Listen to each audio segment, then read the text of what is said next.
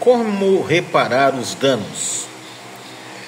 Para entender como se vê o mundo desde a perspectiva dos jovens que não entram no mundo da escola e do livro, é útil ler Serge Boimari, um professor francês que escreveu sobre o seu trabalho com adolescentes com fracasso escolar, alguns deles imigrantes e muitos outros não.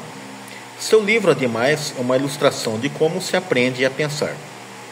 Para começar, é preciso acostumar os alunos a dirigir a atenção para seu próprio interior e familiarizar-se com sua mente.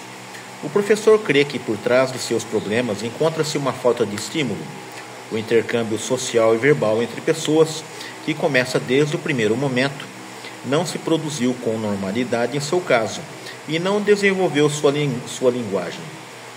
Sem linguagem, são incapazes de desenvolver seu pensamento, algo anterior à leitura. O professor observou que os alunos não são capazes de produzir imagens mentais, ou seja, não dispõem de instrumentos para pensar. Não sabem passar da percepção à representação mental do percebido. E por isso tampouco podem analisar as diferentes partes do percebido e ver semelhanças e diferenças com outras experiências anteriores. Ou seja, não aprenderam a pensar.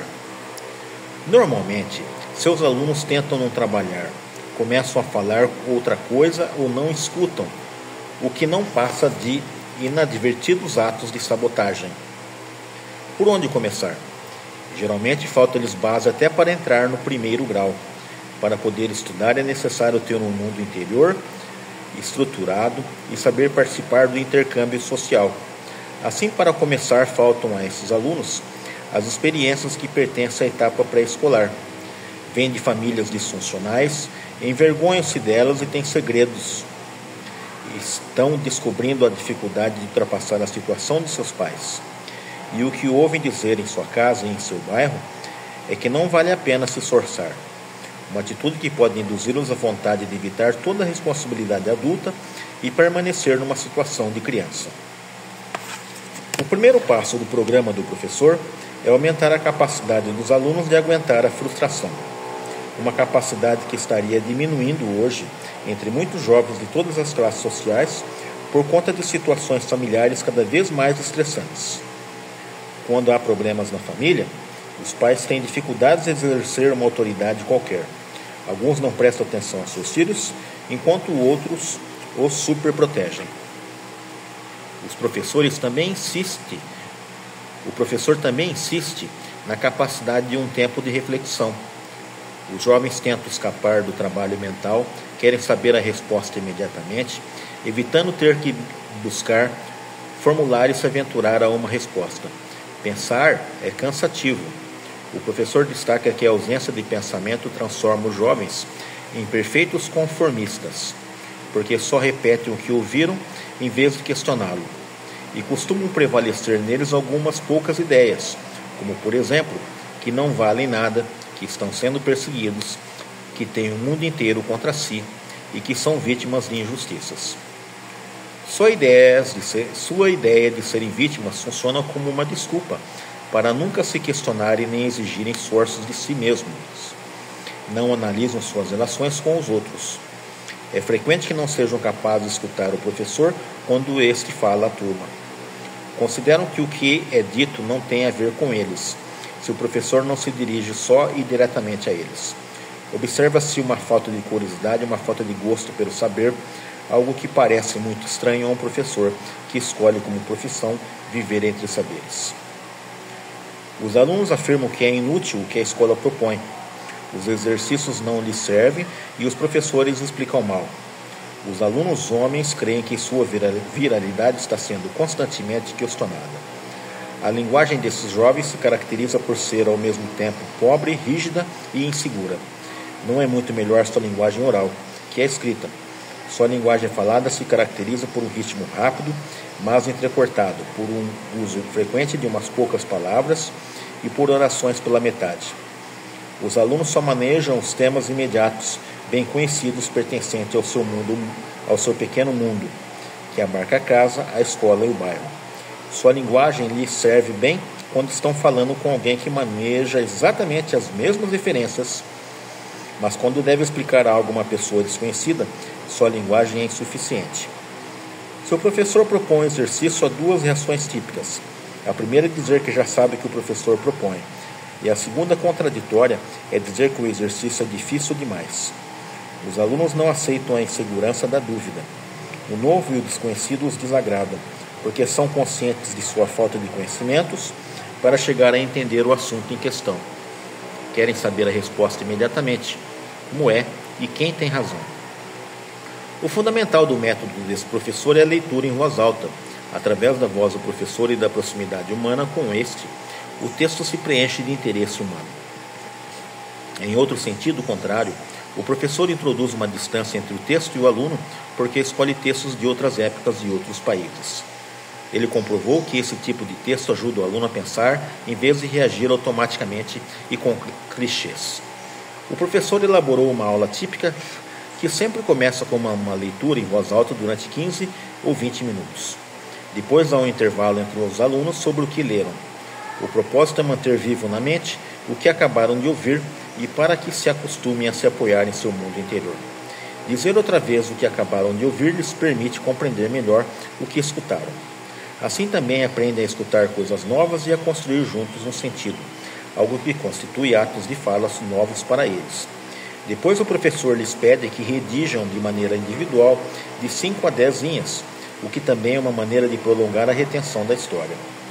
Os alunos não têm o costume de ficar sozinhos diante de uma folha em branco, e essa situação os obriga a fazer o que tanto evitaram: buscar ideias dentro de si mesmos e, ao mesmo tempo, palavras para expressar as ideias. O ato de escrever reforça o pensamento e o fixa na memória, ajudando os alunos a criar imagens mentais rápidas para sua utilização em outras ocasiões. Dessa maneira, a aula se torna um treinamento para obter a capacidade de expor um ponto de vista, para obrigar-se a escutar o ponto de vista dos outros e para discutir. O método convida o aluno a tolerar que outras pessoas têm outras maneiras de pensar. Para os alunos é uma revolução mental que abre-lhes um mundo mais variado e mais interessante. Entre um jovem que repete clichês e outro que argumenta, há uma grande diferença. Para dar esse passo, os alunos precisam de modelos e podem consegui-los por meio da leitura. Devem matar seus dragões de insegurança e questionar suas ideias preconcebidas recorrendo ao seu próprio interior. Para apoiar os alunos nessa viagem ao seu próprio interior, o professor dispõe fundamentalmente da língua e da cultura. Para Boimari, o milagre se dá precisamente através da cultura e não pondo em primeiro lugar, como sugerem alguns educadores, o afeto. Há educadores que acreditam ser preciso fazer os alunos falarem de si mesmos, de seus interesses e do seu bairro. Boimari acredita que não. Ao contrário, considera que os alunos necessitam de uma transmissão de conhecimentos e saberes fundamentais. Não aceita que o aluno deva escolher o que vai fazer e estar sempre motivado a estudar, mas recomenda que se alimente os alunos diariamente com cultura e que se lhes proponha uma dieta de textos sobre o que é fundamental na vida humana. Organizar uma confrontação entre suas ideias e a dos outros é praticar todos os dias a convivência social dentro de um contexto seguro garantido pelo professor. Dito de maneira dramática, seu método dá aos alunos acesso ao mundo, poder-se-ia qualificá-lo como uma mediação cultural. Nesse trabalho mental tão árduo e no início tão desagradável para os alunos, o professor oferece um apoio a uma rede de segurança social. Mostra-lhes que não estão tão sozinhos como pensavam, mas que outras pessoas em outros lugares e em outras épocas também tiveram de lutar. O professor observou que muitos desses alunos com fracasso escolar conservam um mundo interior infantil de magia e de crenças animistas. Falar das diferentes situações descritas nos distintos textos lhe oferece uma possibilidade de explorar uma atitude racional nova para eles. Que texto Boimari escolhe? Textos históricos, mas de forma romanceada. Para ele, a distância no tempo e no espaço é necessária. Se o texto se afasta da verdade histórica, serve para comentar o que é a objetividade. É importante que haja um protagonista e mesmo uma identificação com o herói. Esses alunos precisam basear a sua compreensão em uma pessoa ancorada no centro do relato. Os textos da antiguidade versam humilde sobre uma identidade desconhecida ou subvertida, e assim os alunos veem refletida a sua própria insegurança a respeito de quem são. Na discussão, vêm-se obrigados a passar de uma reação emocional a uma reação analítica. Os relatos tratam de emoções, mas a discussão convida à análise.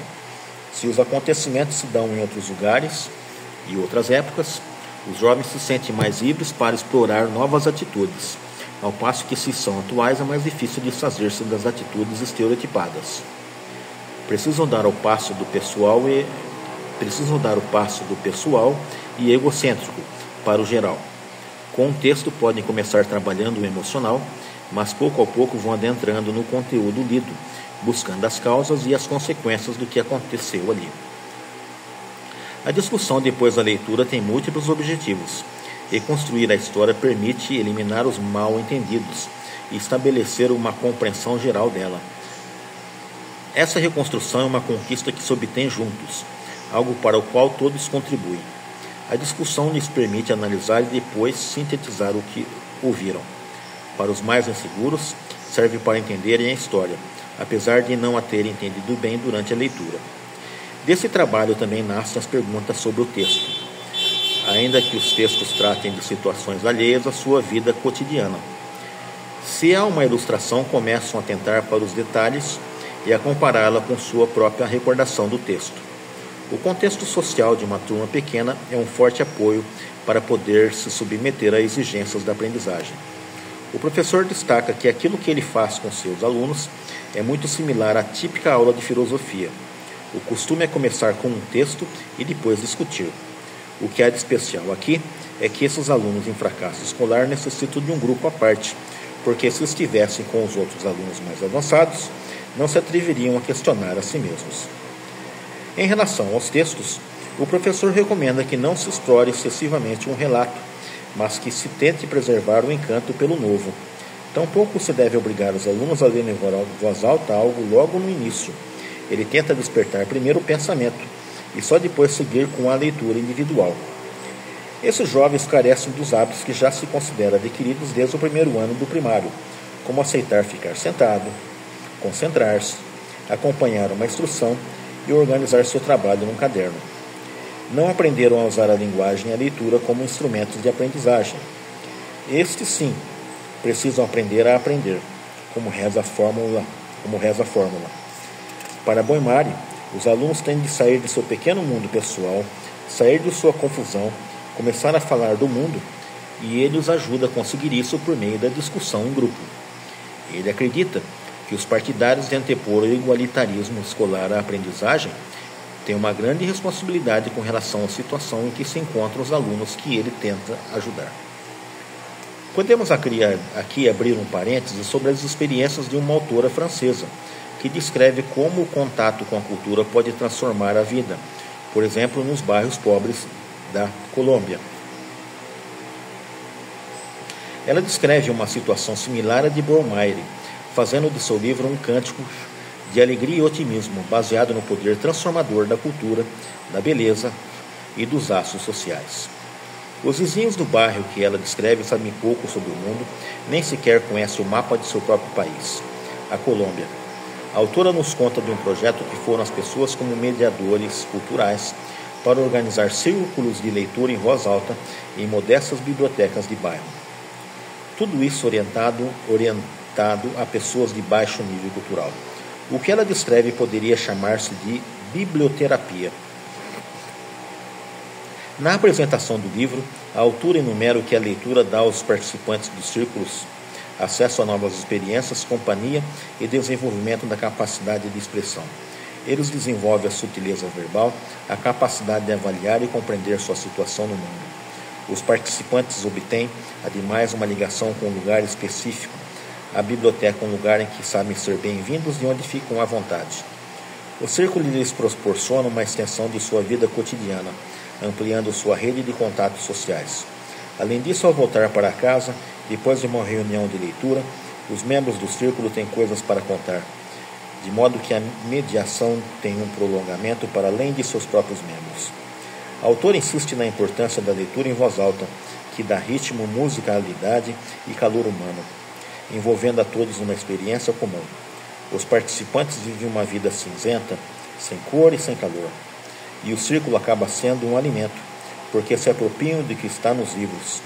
Através da leitura, ficam menos sozinhos em dois sentidos, porque passam a ter companheiros entre os participantes e porque conhecem personagens e autores. Eles se enriquecem, tornam-se donos das memórias de suas leituras, que podem ser descritas como mundos mentais, nos quais os membros dos círculos podem entrar e sair. Outra metáfora espacial seria dizer que estão construindo uma casa mental mais acolhedora que sua residência real. A autora também trata de como funcionam os círculos para viciados em drogas e prisioneiros. Essas pessoas precisam de experiências positivas para preencher sua memória com algo novo e diferente, e para poderem manter uma conversa sobre algo que não tenha a ver com a vida que devem deixar para trás. A autora destaca o êxito da poesia entre os prisioneiros que sonham com o mundo para além dos muros. Até mesmo copiar um poema é contribuir para criar mais beleza. A materialidade do belo também importa, bem como estar associado com a beleza. É a possibilidade de oferecer prazer às pessoas por meio da beleza. A participação no círculo de leitura pode ser vivida como uma identidade por parte de alguém que não dispõe de uma identidade mais atraente. Para a autora, o que o professor necessita em primeiro lugar é de amor pela matéria que vai ensinar. O resto é secundário. O que incendeiam bibliotecas e colégios vem a cultura como uma humilhação porque não a entendem.